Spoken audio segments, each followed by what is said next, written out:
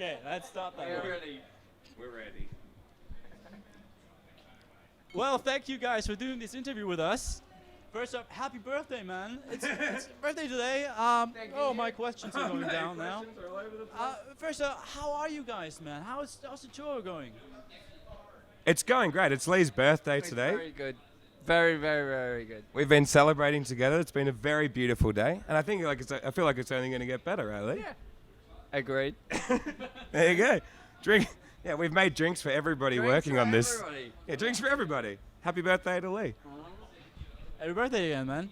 When you're here in Hamburg or in Germany in general, what do you think when you're here as an Australian band? What do you think Australians are missing out on when you're in Hamburg or Germany? I think that a lot of, pretty much all of Europe, like Australia is maybe like white settlement there is like 200 years old. So before that it was just like nomadic indigenous people. So much of Europe, the buildings here are like 700 years older than any building in Australia. So we'll walk past like a bank and be like, what the fuck? That is the most beautiful thing I've ever seen. And German people will be like, it's a bank. Like, why are you so excited about this? But so like a lot of the like history and culture here is just very, very old, you know? I love, and also squat venues. Like, do you know what I mean by a squat venue? Like a AJZ in Bielefeld, or like places that are old buildings that are like falling down, that the kids have then turned into like music venues with a restaurant and all that stuff. Like playing places like that, those places in Australia, they open up, they have 2 shows, police come, everyone gets arrested, it all gets shut down. And here it seems that you're allowed to do that. So getting to play in squat venues is something that is very, very, very German, and like the fucking coolest thing ever. Like they're really, really awesome. Yeah, I wish there was more of those in Australia. Well, maybe one day if we wait another 200 years or something. Yeah. Maybe we get to that. How's the reception of your work in Europe so far? I mean, have you noticed any people singing the lyrics with you? I mean, you've been here several times now. How's it? It's really cool. Yeah, this is our 5th time, I think, here in the last few years. And every time there's more people that sing along, and every time there's like, you know, this tour is different because we're doing lots of festivals. So it's just kind of, you have no idea what it's going to be like. But like when we've done our own club shows on this tour, it's like lots of people come and sing along, which is like really, really cool and really nice. And like hearing people come up and saying like they like Smith Street Band or they like the lyrics, but they have German accents. It's really cool because like normally it's just like, g'day mate, how's it going? I love Smith Street. It's just like Australian people all the time. So like when you hear people who, you know, it's crazy to me to think that we're playing in Hamburg today. Like, you know, this is so far away from where I live and from where I grew up, and it's really, really, it's really cool to be able to come here and play it all. But yeah, whenever people come and they buy records or they know the words to songs, it's like, yeah, it's a dream come true. It's really, really beautiful. Is it also some sort of place where you have the chance to, I don't know, reinvent yourself in a way? Because I can see if you guys play in Australia, I can see a lot of fans be like, play the old songs, and here you play the new ones and the old ones, and I don't know, many of those who see you for the very first time and listen to you for the very first time don't really know the difference to them, or don't really know, okay, this song's from this album or this album. How is it for you? Do you see that chance to kind of reinvent yourself? Is it something? That's a really good question. I haven't thought of that like that, but that's kind of true. Yeah, we I guess the big difference in Australia is we play for a lot longer. Like here, you know, today we played for half an hour, and we have like, how many albums do we have? 3 albums and like 3 EPs. So that's, we've released like whatever 40 songs or something, and it's kind of hard to like cut that down into, look at Lee passing out drinks like a fantastic bartender over here. Our cameraman, yeah, the camera's gonna get kind of wobbly soon. But you know, so yeah, sometimes it's hard to like play a short set, but yeah, I think over here, no, we don't really reinvent ourselves. We just try and be the same as we are in Australia. Just try and just like, you know, we don't have any fancy stuff. We don't have like nice equipment or a bus or like a big backdrop or anything. We're just like, you know, these are the clothes I wore on stage. I changed my t-shirt because I got sweaty, but that's what Lee wore. Like, you know, Kendrick Lamar, yeah. Thank you. Yeah. He's a fucking genius, yeah. But like, you know, we don't have like any fancy stuff. We just try and like let the music be what it is. Yeah, we play music. Yeah. We play fucking music. You fucking play. Yeah. We play music. Yeah. That's what we do. Yeah. Yeah. When wherever we are in the world, we just play music and hope that people like it. Yeah. And we do like it. Oh, thank you.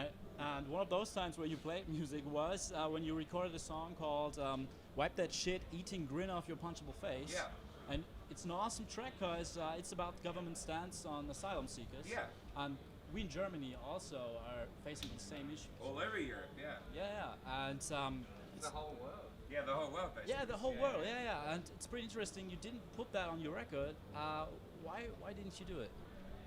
Well, that's actually.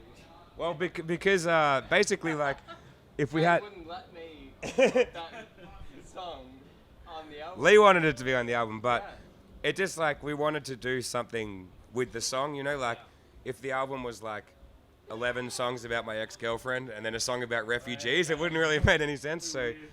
So yeah, we decided to, like, do it as its own thing. And then we were able to, like, release it as a single and, like, donated lots of money to refugee charities. And, like, I think it was cool because, you know, now wherever I am in the world, people ask me this question and I get to say, like, Australia's government stance on refugees is really fucked and horrible. And I'm sure, I think that's true of a lot of countries in the world. And it's like, yeah, these are people who are fleeing really, really horrible situations and deserve love and care and respect and are being thrown in prison for nothing else than, you know, for nothing. You know, so, yeah, it's a very important thing. And I wanted to try and express it from the opinion of, like, not a politician or not someone who has got all the statistics and has read all of the books. Like, you know, I'm not that person. I just wanted to be like, this is what a normal person thinks about this.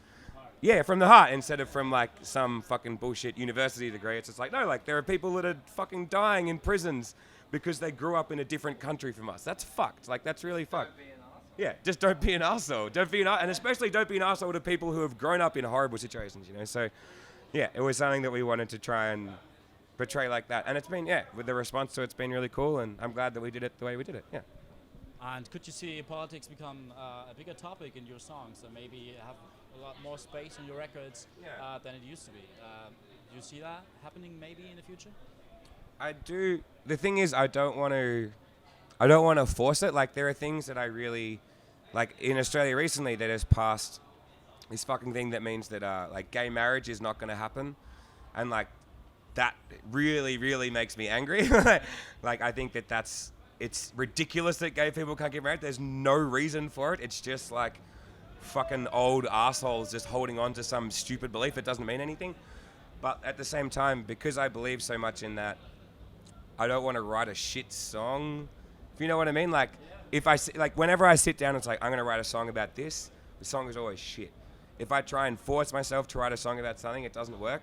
It's got to be like, I've got to see something, or there's got to be a specific thing that then makes me think, like, fuck, I'm inspired. Then all of a sudden it's like, oh shit, I wrote a song about refugees. I didn't even know I'd written a song about refugees. It just happened, you know, it just fell out. So because it's so important to me, I don't want to force it. I don't want to just put out a song that's like, this is a crap song about how gay people should be able to get married, but it's something I believe, but it's a crap song, and the song, you know, like, I want it to be, because it's something that I believe in so much, I want it to be a fucking awesome song if it happens. So yeah, I'd like to, but it's not going to be something that I, like, force myself to do, you know, if that makes sense, yeah. Yeah, so you basically let it happen.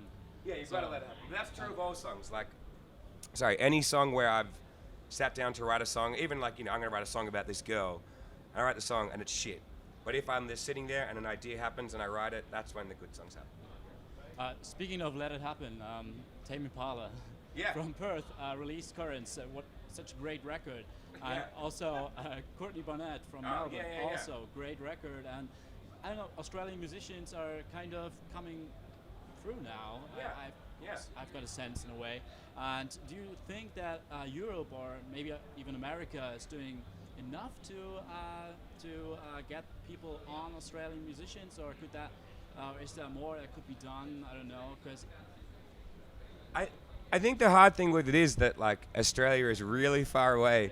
It's like a 30-hour flight and, like, thousands of euro just to be here, you know. So, like, there's so much great music in Australia that people who tour Australia and do really well, but you've got to be doing really, really well to be able to just afford to come here, you know.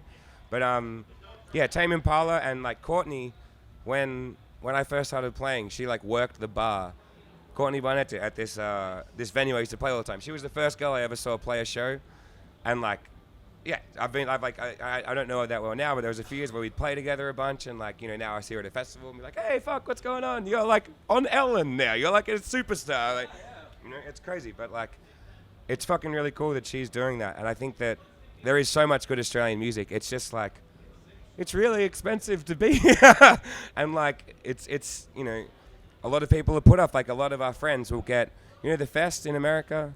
There's a festival called the Fest. It's like a big punk festival.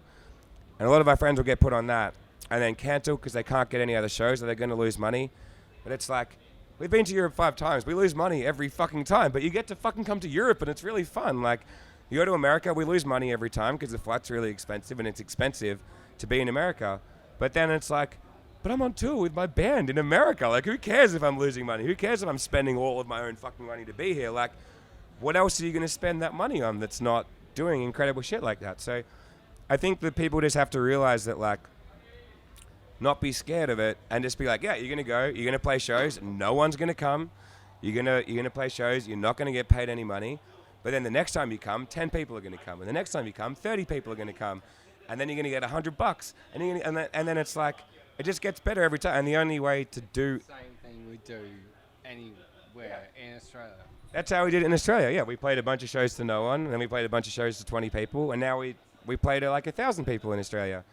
But like, that's just how you do it. You just got to come and play and do the work and work really hard and try and be a good band, and then everything else takes care of itself, you know? That might even be the hardest thing, just to keep on going, just to keep doing it. Yeah. What about the other way around? You go around places in Europe or America and see bands, awesome bands also, and you come home again and you tell all your friends who you saw. Yeah. How's it the other way around? Do you invite them over to Australia to play with you? I mean, that must be something you might look forward to, right? Well, that's like the Menzingers that we played with today. We toured in Australia with them, and then they took us out on tour here. We do that a lot, yeah. For a lot of our Australian tours, we've brought out Front bottoms. Bang. We brought out front bottoms, and it was fucking awesome. They were the best. Who else we brought out? Apologies, I have none. Joyce Manor. Joyce Manor. Cheap Girls. Cheap Girls. Yeah. Who else? Fuck, there's more people. That's a good amount. Yeah. That's more bands than most people have brought out. So yeah. But yeah, you try and do that. So you do tour swaps. So, you know, a band tours you in America, you tour them here, and vice versa. But yeah, we're about to do a tour in Australia that's us with Andrew Jackson Jihad and the Sidekicks.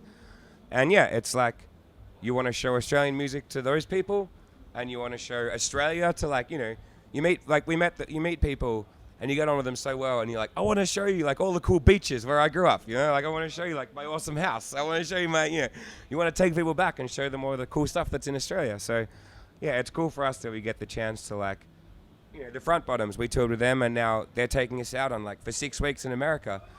And they're like some of my best friends and some of the best people I've ever met. And Apologies, I have none from the UK. Like, I have a tattoo of their lyrics on my leg. They're some of the best people I've ever met in my entire life. And that's through playing music. Like, yeah, all of my friends. The reason for, like, doing a band was being able to bring other bands out to our country and hang out.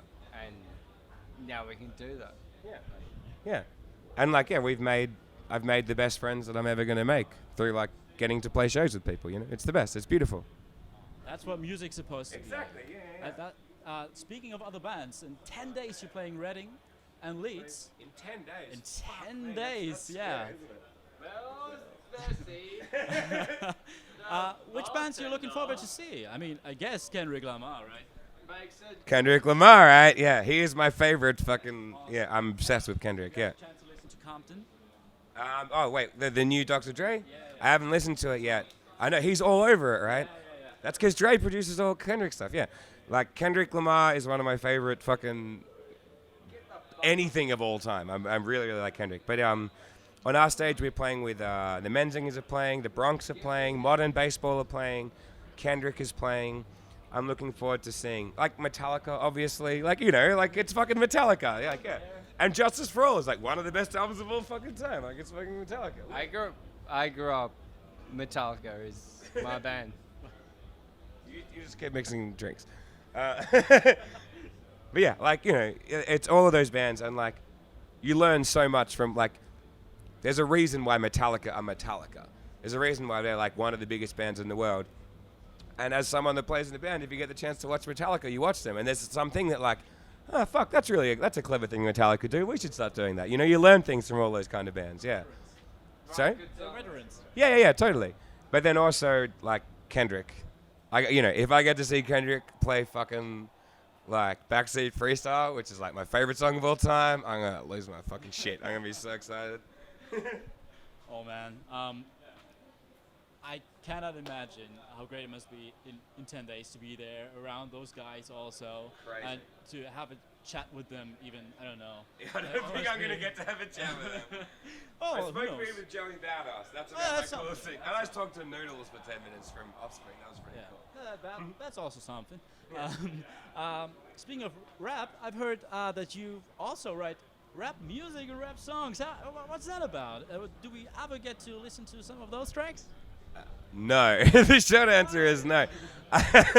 When I broke my collarbone. I had this crazy operation. And during that time, I was on a lot of painkiller drugs, and I wrote a whole rap album in that time. And it's really bad. But at the moment, I'm working on an album with a rapper from Melbourne that will come out maybe in 1 year, maybe in 5 years, maybe in 10 years. But it's me and him doing stuff together. I don't know what it's going to be, but it's going to be something. But yeah, I listen to more hip-hop than anything else. I love hip-hop, and yeah, all of the Smith Street songs start as rap songs, and then I write like guitar parts to them. But in my head, we sound like Ghostface Killer, you know? Or Action Bronson. You never know. As we're about to wrap this up, 2 last questions. First, are you mad at The Weeknd for stealing your song title of I Can Feel My Face? That is so funny.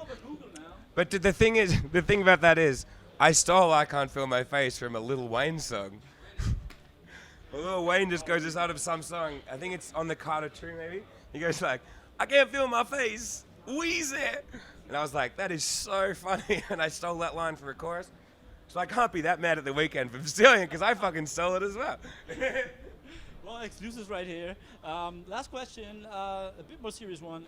What are your plans for 2016? It's coming up next year. Any plans to release a new record? Yeah, we're going to try and work on a new record. We're on tour now, what is this, August? We're on tour now until December. And then after December, we're going to fucking sleep for about a month. And then we're going to try and write a record sometime next year. On a new record. Yeah, well, we have new songs and stuff already, yeah. But yeah, there'll be a new record, hopefully out next year, maybe the year after. But more plans to come back to Europe, and there's a lot of stuff in the works, yeah. But there's new music coming really soon. Is anyone a drink? Lee's going to get some drinks. There's some new drinks going on. But yeah, there's going to be new music out in the next couple of days that we're just going to surprise people with. But then new album, yeah, hopefully soon. But we think, yeah, we'll record the new album. And then front bottoms are like, come on tour with us for 6 weeks. It's like, oh, fucking do that. Of course we can do that. And then, it keeps getting pushed back and back and back. But yeah, soon, hopefully next year, there'll be a new album. Also, can I tell you the story of the time that Lee was Ocean Jesus? Yeah. This was on like a Saturday afternoon at a beach in Newcastle. And Lee, it might surprise you that Lee was drunk. And he took all of his clothes off and went swimming in the beach. And then there were all these people around, and he realized that he was naked. So he just sat in the thing and put some seaweed over his penis and just slid around the beach like this. And that's the story of the tour we did with Defiance, Ohio. That's pretty much what happened, right? And we were all trying to save our beers from the waves. But the waves were too powerful. Except for Ocean Jesus. Be a nice guy.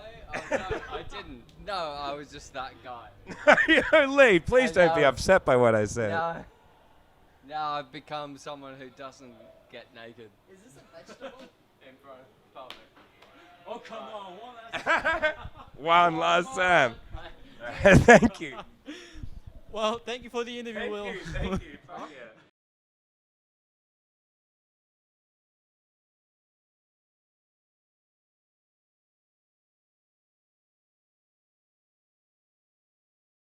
Minutes before I either vomit or pass out. Next to you. I know. I feel Does it look like we're in the same place?